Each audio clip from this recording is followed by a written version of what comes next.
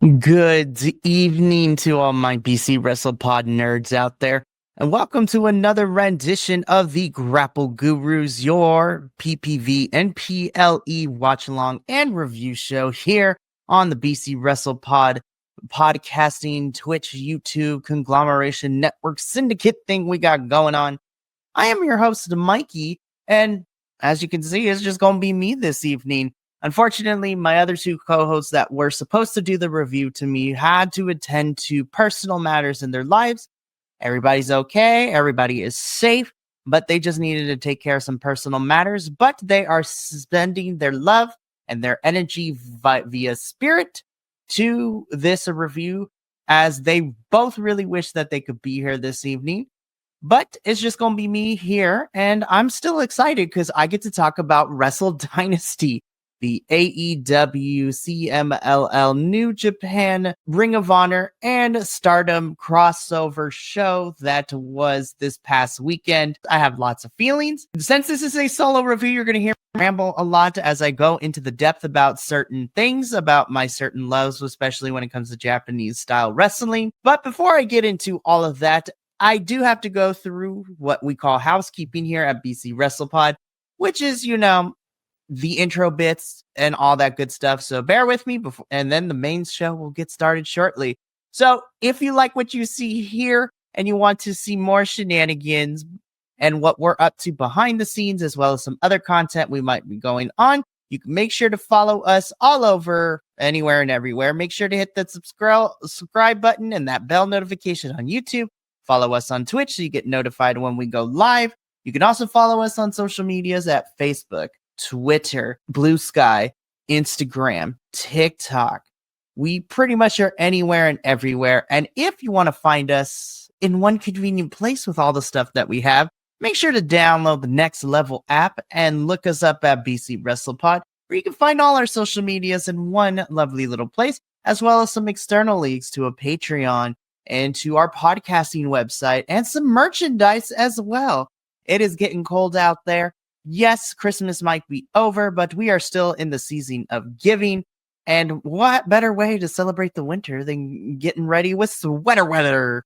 Because it is a fantastic time to bundle up and some manners as such like that. Of course, with that out of the way, let's just jump straight into it. So when we got this announced a couple months ago, that this show was happening at the Tokyo Dome in Japan, and it was going to have all of these 5 promotions involved, my mind began to race and wonder and to kind of run through everything, thinking about what possible matchups we can have. And, we got the card as it got closer and closer. Then the show happened.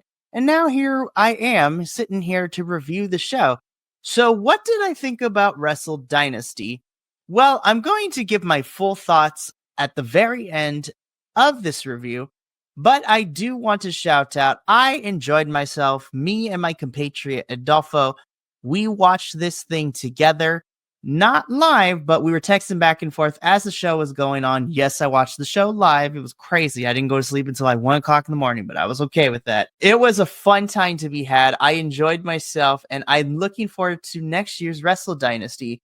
But with that out of the way, let's go through each match, and I'm going to give my thoughts match by match. So we did have 2 matches on the pre-show, if you will. So this was before the infographic played, and we got the introduction to Wrestle Dynasty. But what kicked us off in the evening on the pre-show was this International Women's Cup Fatal 4-Way match. So over the last couple of months, CMLL, Stardom, AEW, and Ring of Honor held within their own rights and their own capacity qualifying matches to see which woman of the roster would go on to Japan to represent the company in this Fatal 4-Way. And just to make sure that it wasn't just a glorified showcase, there were stakes added to this match.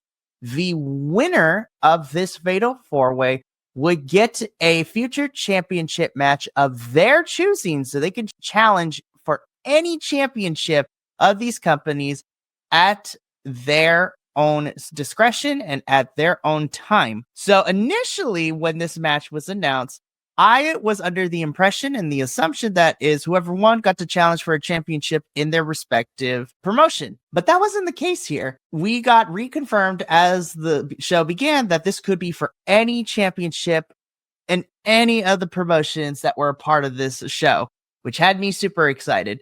So the women that ended up winning their qualifying matches are as follows. Representing CMLL is Persephone, who is the current CMLL Amazonas Universal Champion. You have Momo Watanabe representing Stardom, specifically the Hate faction that she's a part of. Coming from AEW, you have the most person out there in Miss Willow Nightingale.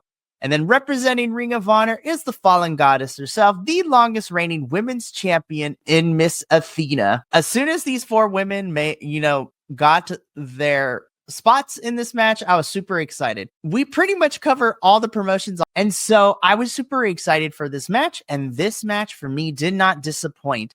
I thought this was a really fun and unique blend of being able for all four of these women to kind of bring in their signature wrestling styles and kind of represent the companies and the parts of the world that they come from. So, of course, Momo Watanabe hitting that Joshi strong style of wrestling was really great. Willow Nightingale, the babe with the power, as she has given herself that moniker, was definitely on full display. Athena's out here just doing what she does best and putting on a wrestling masterclass. And then, of course, you have Persephone, who is representing that Lucha Libre style, but also will knock a bitch out if she needs to, which had me super pumped and excited. Of course, while this is a chaotic match, towards the final moments of this, Momo got her bat with the help of the Hate faction and kind of got her lick back. She is able to knock out Athena and able to pin her. Well, Momo Watanabe gets the pin. 1, 2, 3, the winner and the first ever International Women's Cup champion is Momo Watanabe. And it was addressed later in the weekend that Momo has chose to challenge Athena for the Ring of Honor Women's Championship. So that's going to be a lot of fun.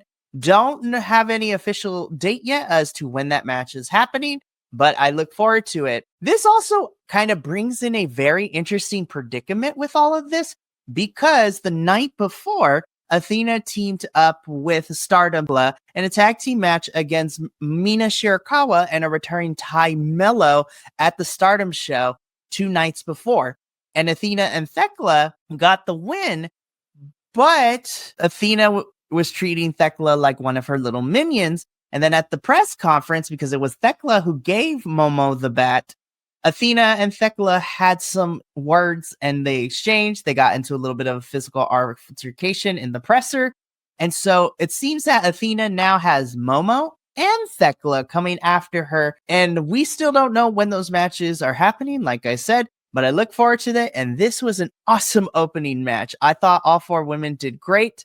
And I'm super excited to see what comes of Momo and Thekla challenging Athena for the Ring of Honor Women's Championship.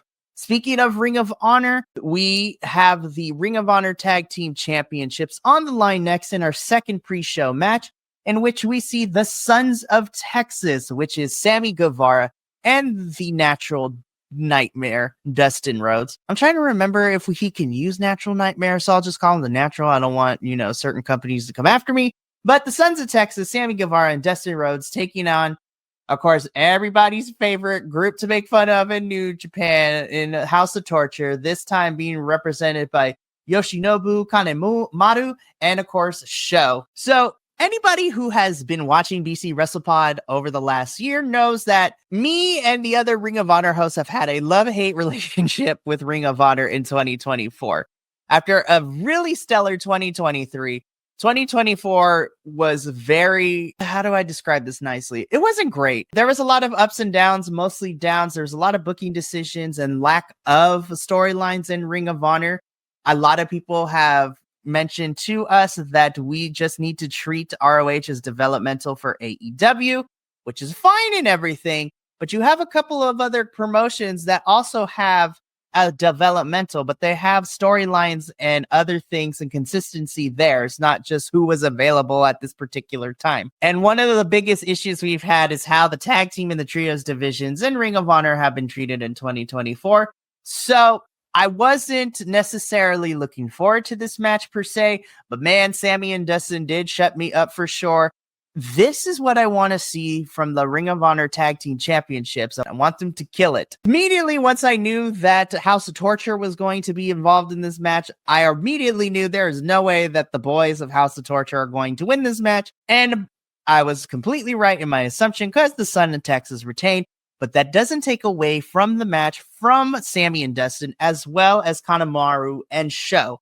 I thought all four men did a really good job. This was a fun tag team match. I am mostly happy for Sammy Guevara. He has mentioned numerous times through social media and the few interviews that he's done and podcasts that he's done that his ultimate dream is that he wants to wrestle one day in the Tokyo Dome. And he's had this dream since he was 19.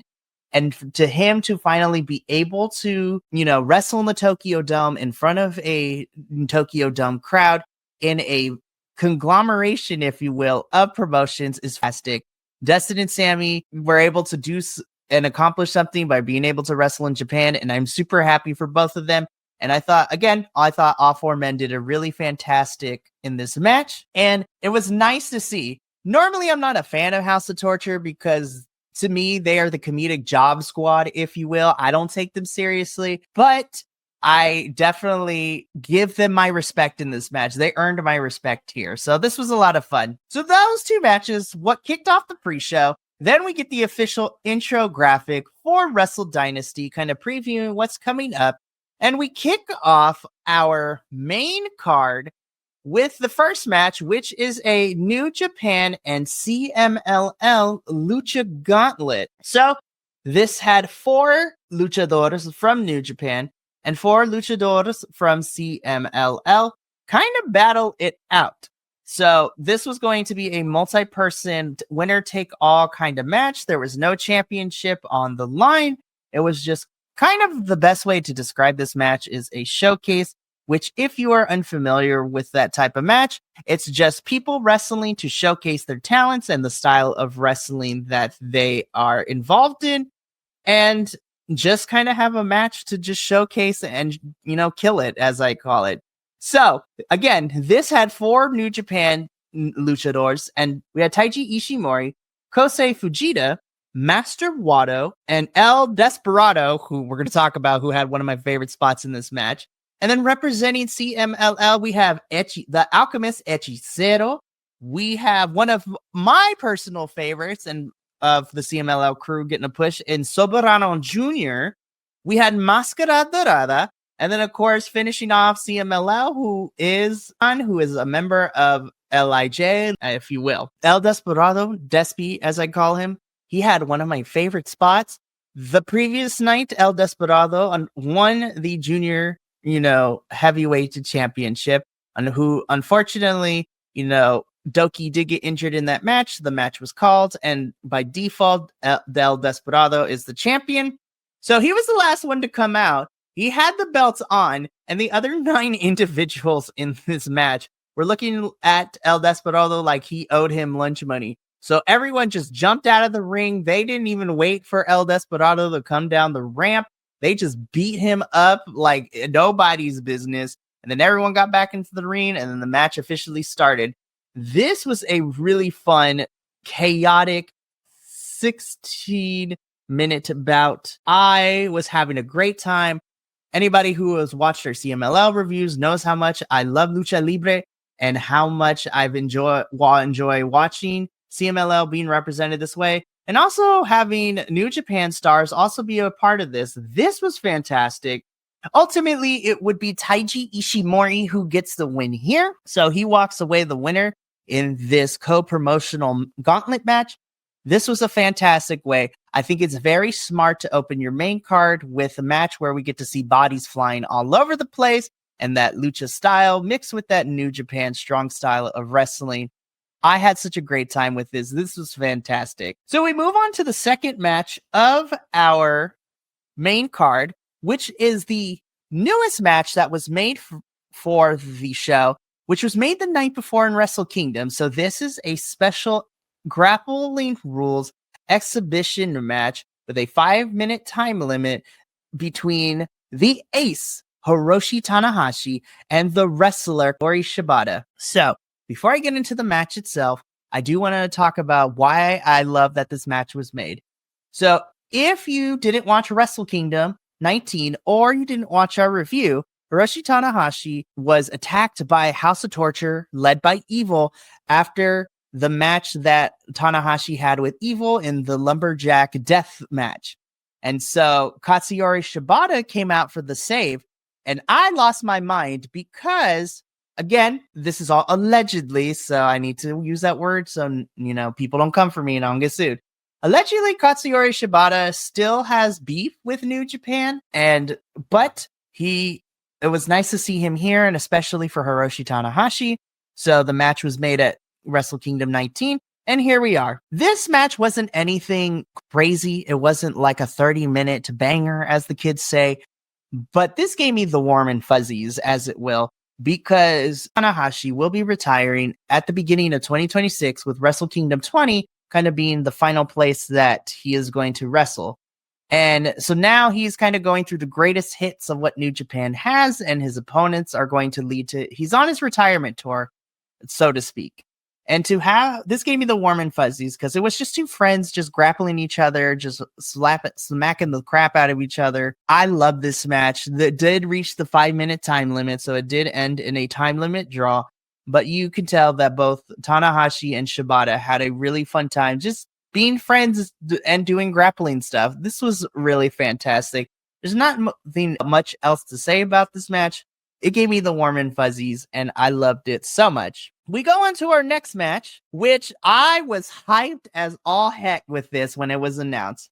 So this is, it says for the Strong Women's Championship. So this is the champion, Mercedes Moné, taking on the challenger and Miss Mina Shirakawa. However, leading into this match about a week before Wrestle Dynasty, it was announced that this would be a winner-take-all match. Mercedes would be putting her New Japan Strong and TBS championship on the line against Mina Shirakawa, Rev Pro UK Women's Championship, and the other belt that she had. So there were 4 belts on the line with this. This is crazy. So again, this was a winner-take-all match between the Strong Women's Champion and the undisputed British Women's Champion. First of all, I gotta talk about the entrance. As a kid of the 90s, whose first introduction to anime as a young elementary school kid was Sailor Moon, I love Mercedes Moné coming out and doing the full moon like transformation pose and everything. I am always a sucker for Mina Shirakawa's entrance, being able to come out and dance for the crowd. Loved it so much. The match itself, I have been a person who has kind of critiqued Mercedes since she signed to AEW, and her matches since she got signed, between her signing in March of 2023 up to All In, and even All Out weren't necessarily my favorite. However, I will admit that she has been on the up and up, and she's had such an incredible run with her match against Chris Statlander, both at Full Gear and at World's End. And I was expecting a lot from Mercedes. I will say, I think Mercedes did a really good job, but I also feel that it's due in part to her dance partner. Mina is one of those wrestlers who is very adaptable.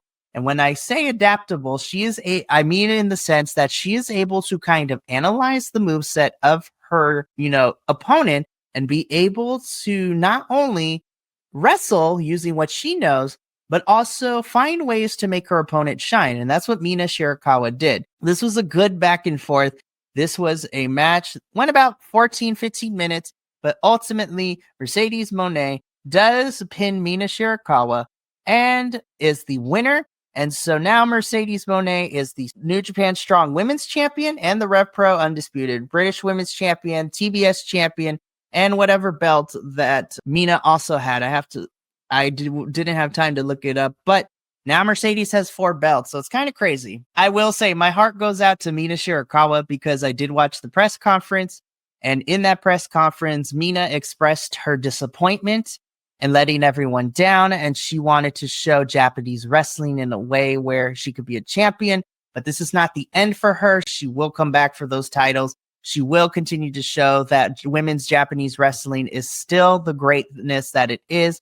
And she is going to continue to show people that they had the right to believe in her. And I bawled like a little baby. And that made me even more fan of Mina. She decides to go back for a rematch of some sort down the line.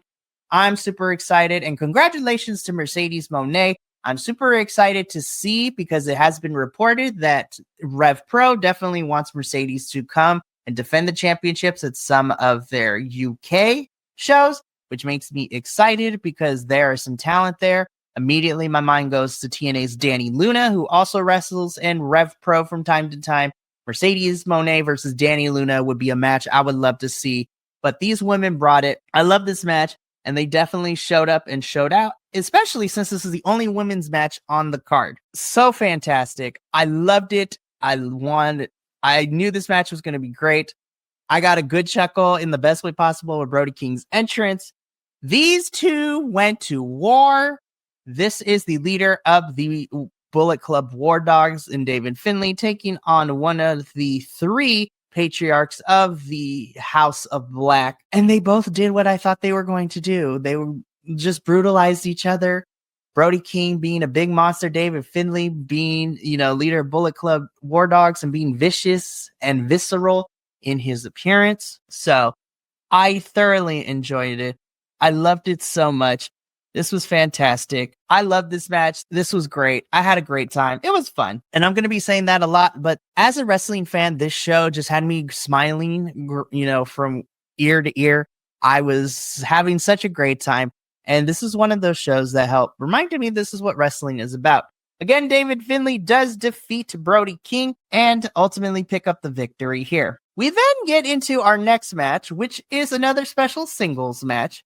So this is the Shooter, or Shota, taking on the representative for the Death Riders of AEW and Claudio Casting. This was an interesting match that was built because, as wrestling fans know, Moxley had Shota Umino as his young boy and call him Shooter.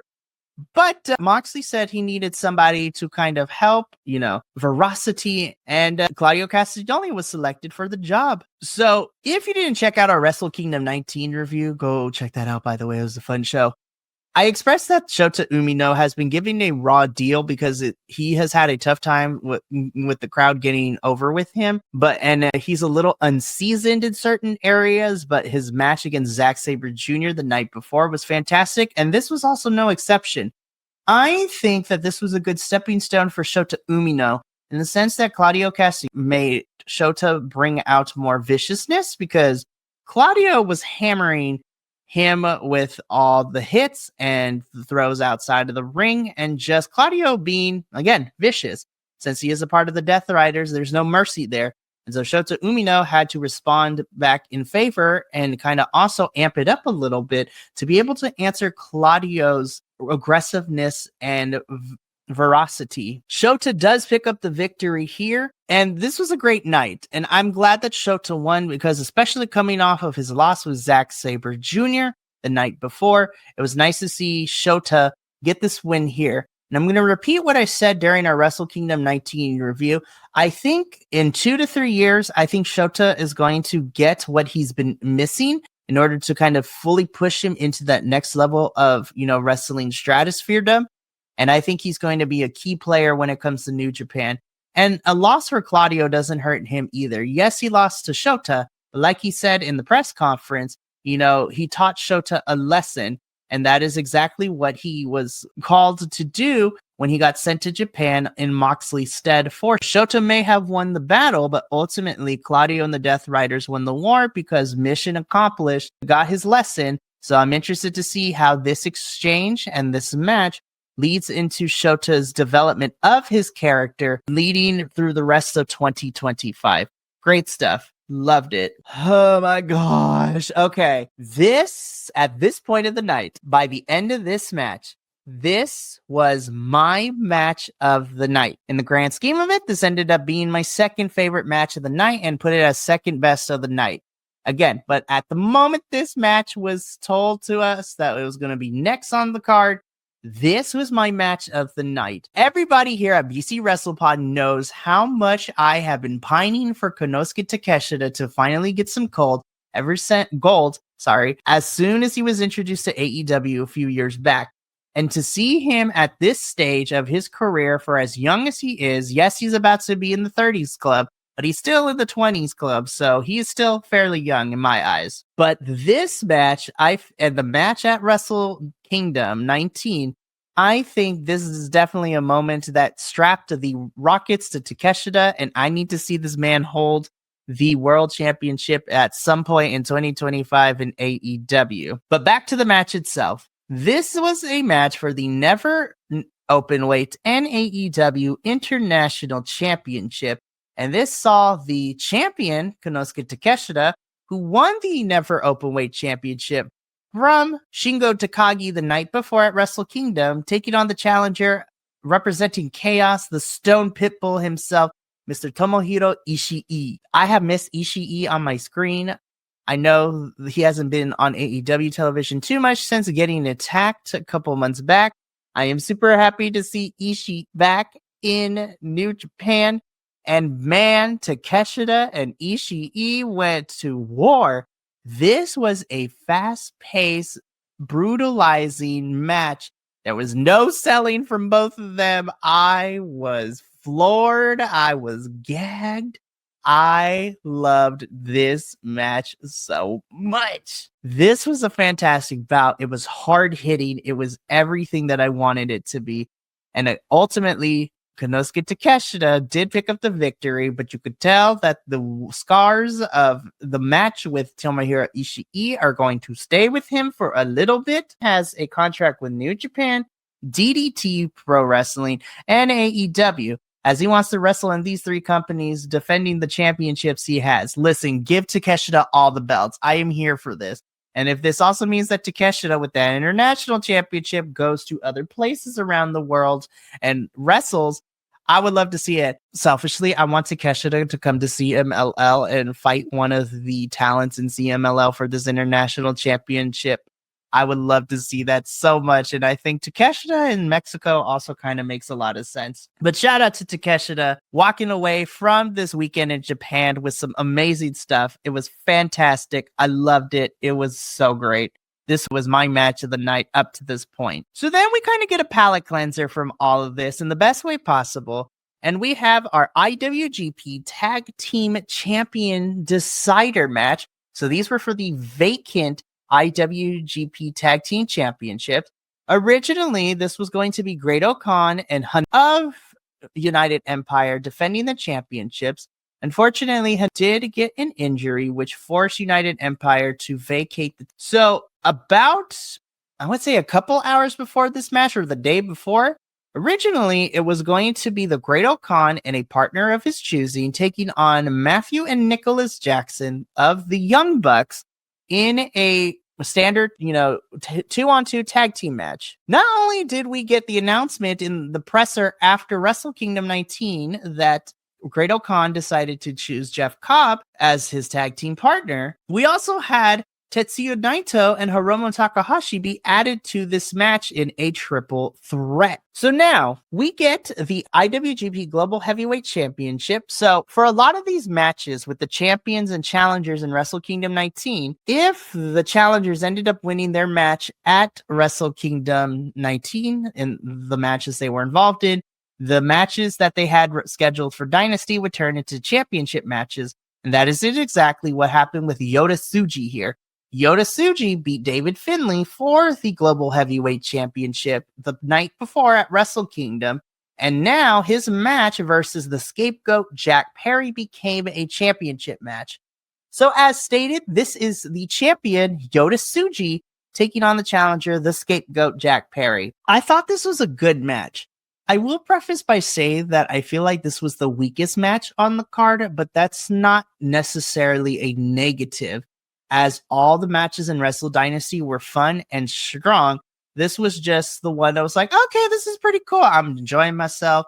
After me yelling at my screen for the previous matches that came before, this was like, okay, I'm gonna calm. So this is a pretty good match. This is great. I'm really happy to see Jack Perry kind of get these opportunities, as we know, since his whole character, the scapegoat, stemmed from him being suspended from the fight, that an altercation that happened backstage at All In 2023 with CM Punk, the infamous "Go Cry, It's Real Glass, Cry, Go Cry Me a River" thing. And I thought Jack Perry did did very well.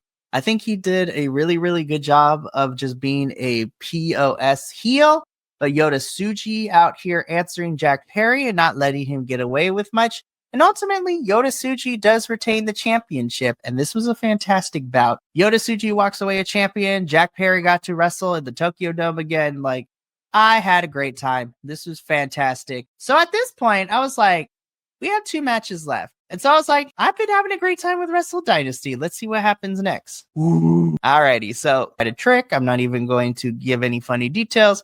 This was my match of the night.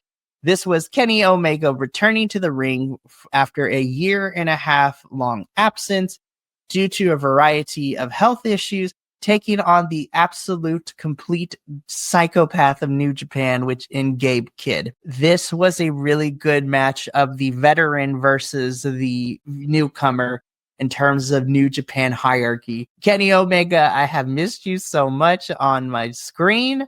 I am so happy that you were able to deal with your diverticulitis and be able to recover from injury. And as a fun fact, we learned on AEW Dynamite this week, so pretty much yesterday night, that the diverticulitis costed Kenny Omega 2 feet of his intestinal tract that needed to be removed. And he had to physically and mentally recover from all that and then begin the training to be able to come back. So I was a little worried for Kenny Omega coming back into this match of how that was going to affect him. Kenny Omega basically showed me that I was a liar for thinking about all that, because he wrestled like he hadn't missed a step or hadn't missed a day. Holy crap, Kenny threw everything but the kitchen sink in this match, and so did Gabe Kidd. I know we're only 9 days into 2025, but I would be remiss to say this is probably going to end up on my top 10 match list by the end of this year. This was an absolute crazy match. The fact that it happened on day 6 of 2025 was completely crazy to me. Gabe Kidd, I feel like now should get the respect that he deserves. And I think Gabe Kidd is going to become a mainstay for New Japan. And I can definitely see him become the IWGP World Heavyweight Championship in about 2 or 3 years. But more importantly, I think before all that, I think Gabe Kidd sooner will probably become the new leader of Bullet Club War Dogs. I think this attitude and his match with Kenny Omega, I think, is going to give Gabe the respect from the other members of Bullet Club War Dogs. And I could potentially see Gabe and David Finlay going at it for that position down the line. But only time will tell. This is just me kind of fantasy booking all of this. But this by far was the match of the night. This had the crowd going nuts. I was, yelling at my screen with the oohs and the ahs. Kenny and Gabe did the damn thing. This was the best match of Wrestle Dynasty and probably my favorite match of the 3, Japan weekend shows that we watched here, which is unfortunate for our main event, because the main event of this was the IWGP World Heavyweight Championship, and poor Zack Sabre Jr. and Ricochet had to follow up the craziness that was Kenny Omega and Gabe Kidd. I still thought this was a solid match. Ricochet, continuing to develop his heel persona by attacking Zack Sabre Jr. before Zack even got down to the ring and finished walking down the ramp. This was just great. I do feel, because this is not the first time these two have crossed paths before, I feel like this wasn't as crazy as their first iteration matches, but it still thought was really, really solid. Ricochet doing a lot of his technical high-flying stuff, and then Zack having to use his British-style technician-based mind in order to try to ground Ricochet, which is one of my favorite things.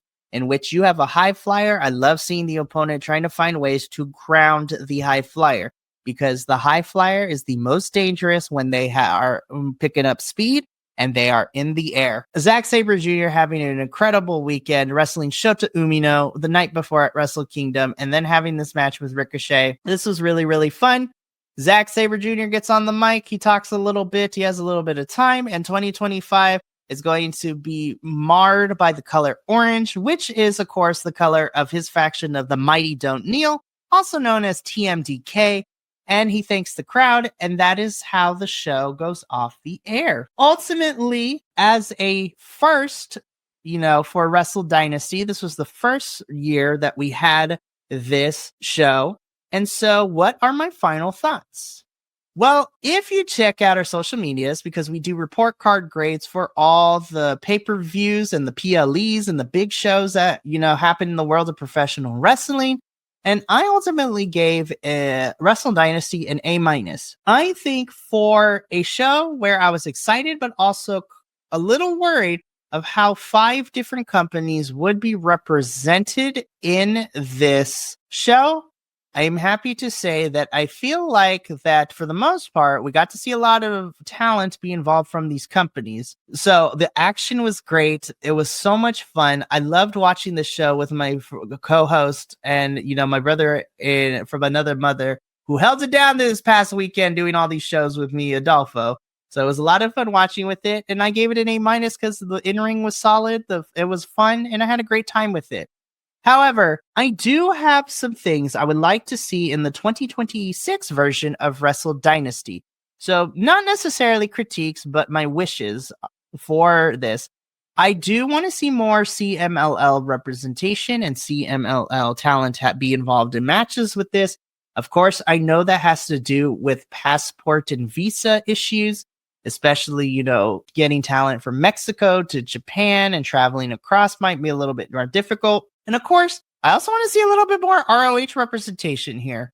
Of course, since Ring of Honor is a subsidiary at this point of AEW, I still want to see Ring of Honor be represented. We could, have a women's title match be held here. I will say, though, one of the things that I was worried about that didn't happen is I'm happy to see that most of the New Japan talent did get wins.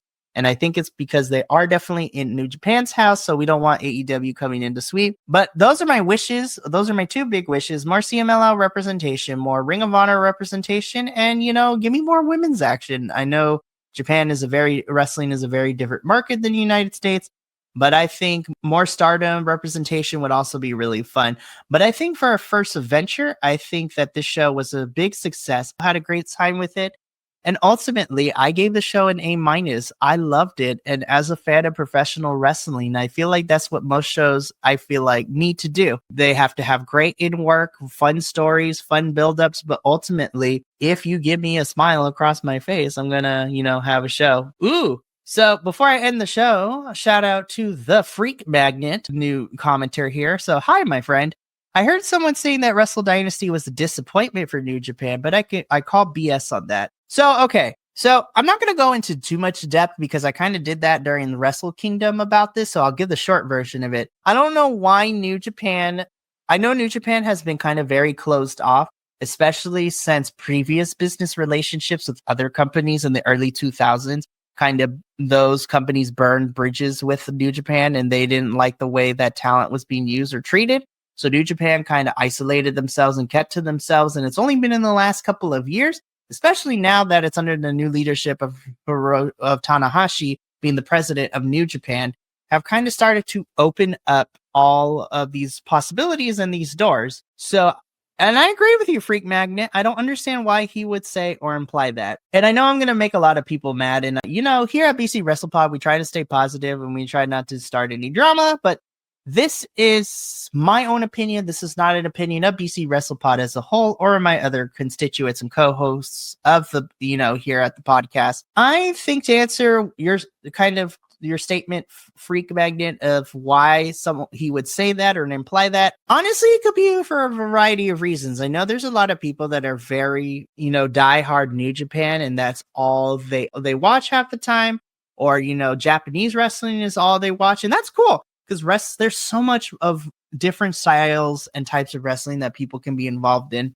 But I've also had my fair share of conversations with people who are just strictly New Japan, watchers who have not been too fond of the product over the last couple of years. I think that if even hardcore New Japans go into Wrestle Dynasty with the lens of this is like a gigantic crossover house show, if you will, just with budget and in the Tokyo Dome, I think this was just more meant to be a pay-per-view of fun matches of all these promotions coming together. You have the United States companies, CMLL down in Mexico, you have New Japan and Stardom. I just think it's a lot of fun. And I feel that as professional wrestling fans, the people who watch the product, people who review it, whatever your lane is, I feel like sometimes we forget about the fun that wrestling is supposed to give us. And so, yeah, I mean, whoever this individual is who says that they were disappointed, it was a disappointment for New Japan, it could have been. But ultimately, I think that this was a fun show, and I would love to see all these companies come back together again next year and do it again for Wrestle Dynasty. Of course, we will see New Japan come back a little bit sooner because in August, we do have Forbidden Door, the AEW New Japan crossover show. So I'm excited to see all that. And I'm hoping to see New Japan and CMLL have a relationship, Stardom girls come over. I think this is a good show to kind of be able to open the doors of possibility for all these companies to work together. And 2025 is just beginning, so I'm super excited to see all that. Yep, Forbidden Door is in London, so it's going to be interesting. So New Japan and AEW talent, it's going to be flying over across the pond to the UK, so it's great. And I 100% agree with you, Freak Magnet. I thought this show was a hit, and I agree. This was a fun show, and for people who are hating on it, we all just gotta try to remember sometimes the wrestling shows are just there to have fun, and that's all there is to it. But that is going to bring me, unfortunately, to the end of this edition of Grapple Gurus. I can't believe I was able to talk about this show by myself for as long as I did, but I'm very passionate about professional wrestling. I love this to death, and I am enamored by all the talents that were involved in the show and just all the different companies.